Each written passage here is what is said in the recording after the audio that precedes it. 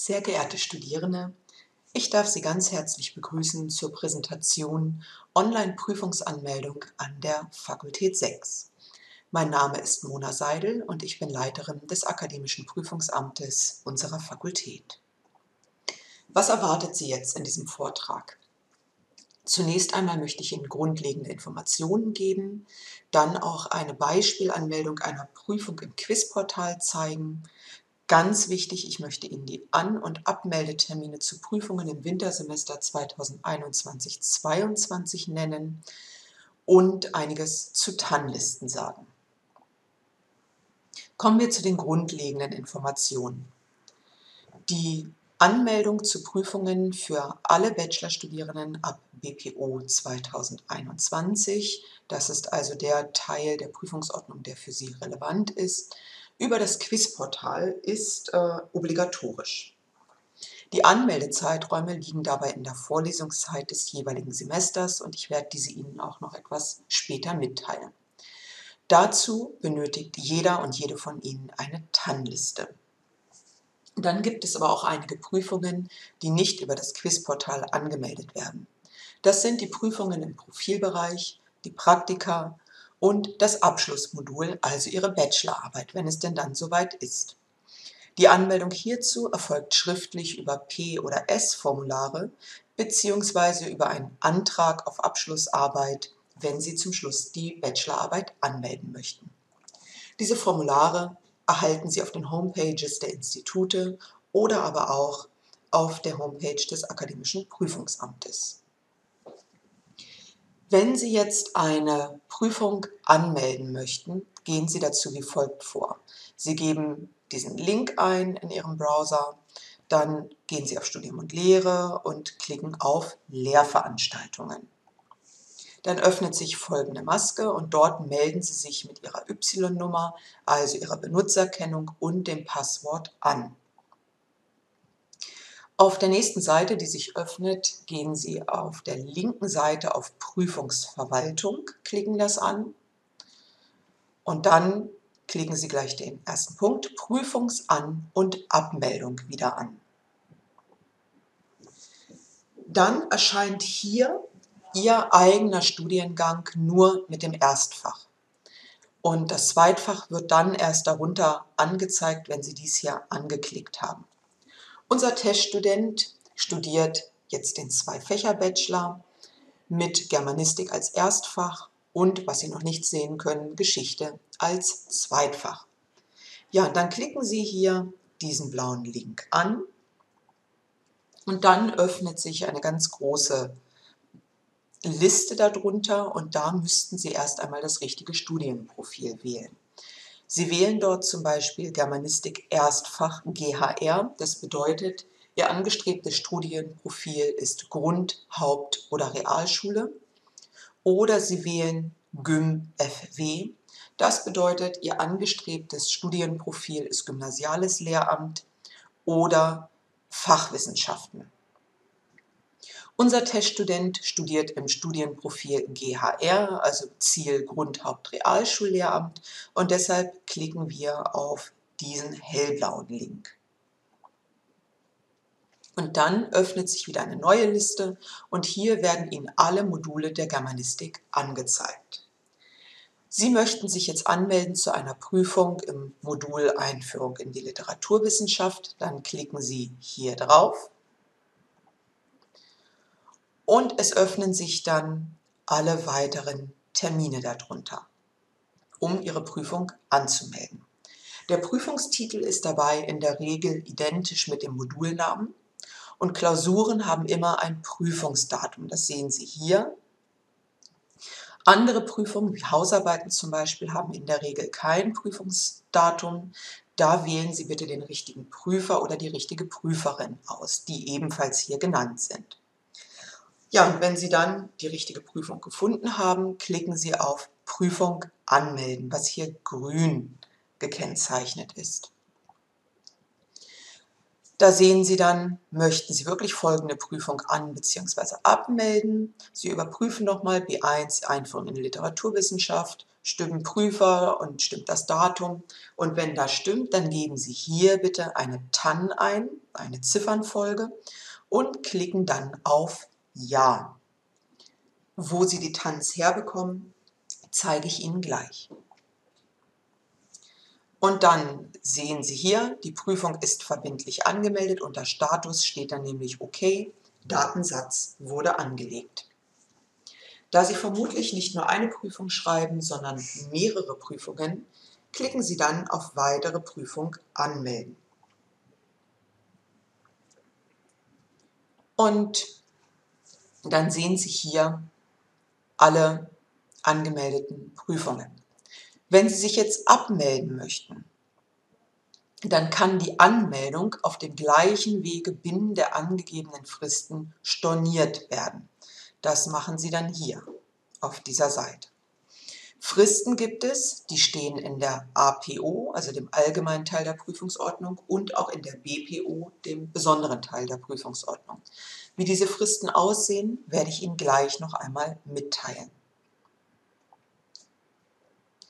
Und Sie sollten auch immer überprüfen, ob Sie wirklich die Prüfung angemeldet haben und ob auch die Anmeldung geklappt hat. Dazu sind Sie als Studentin oder Student verpflichtet. Das machen Sie auch unter Prüfungsverwaltung, indem Sie Info über angemeldete Prüfungen anklicken. Dann wählen Sie Ihren Abschluss aus, also den Zwei-Fächer-Bachelor oder auch den Einfach-Bachelor, wenn Sie diesen studieren, und sehen dann die Liste der angemeldeten Prüfungen. Und Sie sehen, wir haben eben B1 angemeldet und das taucht dann, dieses Modul, in der Liste der angemeldeten Prüfungen auf. Dann können Sie sicher sein, es hat alles geklappt und Sie sind angemeldet zur Prüfung. Da Sie nicht nur in Ihrem Erstfach Prüfungen absolvieren, sondern auch in dem Zweitfach oder auch in den Bildungswissenschaften gegebenenfalls, machen Sie das dann ganz genauso, wie Sie die Prüfungen in Ihrem Erstfach anmelden. Und Sie brauchen immer eine extra TAN dafür. Diese Seite ist jetzt ganz wichtig für Sie und die sollten Sie sich auch aus der Präsentation ausdrucken, irgendwo gut sichtbar hinhängen und nicht vergessen. Die Anmeldetermine und die Abmeldetermine zu Prüfungen in diesem Wintersemester sehen wie folgt aus. Alle Prüfungen außer Klausuren können Sie anmelden im Zeitraum vom 1. November 2021 bis zum 1. März des Folgejahres. Wenn Sie Prüfungen dort angemeldet haben, haben Sie technisch im System die Möglichkeit, bis zum 24. März 2022 die angemeldete Prüfung auch wieder abzumelden. Danach können Sie diese Prüfung nicht mehr abmelden. Dann müssen Sie die auch erbringen. Wenn Sie Klausuren anmelden, haben Sie dafür Zeit vom 15. Dezember bis zum 15. Januar 2022. Dabei ist aber ganz wichtig, dass die Anmeldung zur Klausur vor dem jeweiligen Klausurtermin auch erfolgen muss. Wenn Sie also zum Beispiel am 13. Januar 2022 eine Klausur schreiben, dürfen Sie diese nicht erst am 15. Januar anmelden, sondern das muss dann vorher schon vor dem 13. Januar geschehen sein. Wenn Sie sich von einer Klausur wieder abmelden wollen vor Antritt, haben Sie dafür auch laut APO die Möglichkeit, dies bis zum Ablauf des vorletzten Werktags vor der Prüfung zu tun.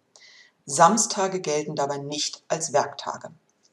Wichtig ist, bei Klausuren kann die Abmeldung im Quizportal bis 2 Tage vor der Klausur um 23:59 Uhr erfolgen. Dann gibt es auch Blockveranstaltungen. Prüfungen in Blockveranstaltungen, die vor dem 1.11.2021 stattfinden, die müssen im Zeitraum der Blockveranstaltung angemeldet werden, also zwischen dem 11.10. und dem 23.10. Wichtig ist auch nochmal für Sie zu wissen, dass diese Termine nur für Prüfungen gelten, die Sie an der Fakultät 6 schreiben. Sollten Sie Prüfungen an den Fakultäten 1, 2 oder 5 oder auch an der HBK erbringen, dann gelten dort die jeweiligen Prüfungstermine, die die anderen Fakultäten für die Prüfungen dort verkünden. Ich möchte noch einmal auf die Blockveranstaltungen eingehen. Für alle Blockveranstaltungen, die Sie nach dem 1.11. besuchen und deren Beginn auch nach dem 1.11. liegt, gelten die Anmeldezeiträume zu Prüfungen in den Blockveranstaltungen auf der vorherigen Folie nicht, sondern dazu melden Sie sich ganz regulär zu den normalen Prüfungsterminen an. Nur für Blockveranstaltungen quasi, die vor dem 1.11. liegen, dort melden Sie sich im gesonderten Prüfungszeitraum auf der vorherigen Seite angezeigt an. Wenn Sie Probleme bei der Anmeldung haben, dann wenden Sie sich bitte unbedingt an das Akademische Prüfungsamt und auch unverzüglich. Warten Sie nicht erst 3 Wochen, warten Sie nicht bis nach der Klausur, sondern kontaktieren Sie sofort das Akademische Prüfungsamt. Nun sprach ich davon, dass Sie TANs benötigen für die Anmeldung von Prüfungen. Dazu bekommen Sie eine gedruckte TAN-Liste. Und diese TAN-Liste wird Ihnen per Post an die Adresse zugesandt, die Sie bei der Bewerbung im Immatrikulationsamt angegeben haben. Sollte sich Ihre Adresse in der Zwischenzeit geändert haben, dann aktualisieren Sie diese bitte umgehend im Immatrikulationsamt. Und sollten Sie diese TAN-Liste bis spätestens zum 7. November 2021 noch nicht erhalten haben, dann kontaktieren Sie bitte das Akademische Prüfungsamt. Sehen Sie allerdings vor diesem Termin bitte von entsprechenden Anfragen ab. Ja, und wenn Sie dann die ersten Prüfungen geschrieben haben, möchten Sie bestimmt auch wissen, wie sehen meine Noten aus, was habe ich alles schon absolviert. Dafür bekommen Sie einen Notenspiegel oder auch Kontoauszug genannt. Sie melden sich wieder unter diesem Link, den Sie schon kennen, mit Ihrer Y-Nummer und Ihrem Passwort an, klicken dann links im Menü auf Prüfungsverwaltung, klicken dann Notenspiegel an und rechts neben dem gewünschten Studiengang klicken Sie Info an, um sich alle Leistungen anzeigen zu lassen. Dann wählen Sie eine gewünschte PDF-Datei aus und haben dann Ihren Notenspiegel. Wenn Sie einen Notenspiegel in englischer Sprache benötigen, dann klicken Sie bitte oben in der Menüleiste auf die englische Fahne, um dort die englische Sprache dann einzustellen. Falls Ihnen Unstimmigkeiten in Ihrem Auszug auffallen sollten, dann informieren Sie auch bitte hier umgehend das Akademische Prüfungsamt, was im Regelfall am schnellsten telefonisch geht. Ja, und weitere wichtige Hinweise finden Sie im Bereich FAQ auf der Seite des Akademischen Prüfungsamtes und diese Seite sollten Sie sich auch einmal anschauen und durchlesen. Ja, und wie gesagt, bei Fragen steht Ihnen das Akademische Prüfungsamt gerne zur Verfügung, auch gerne die Kolleginnen und Kollegen in der Studiengangskoordination. Und damit wünschen wir Ihnen viel Erfolg für Ihre Prüfungen im ersten Semester und einen guten Start an der TU Braunschweig. Vielen Dank für Ihre Aufmerksamkeit.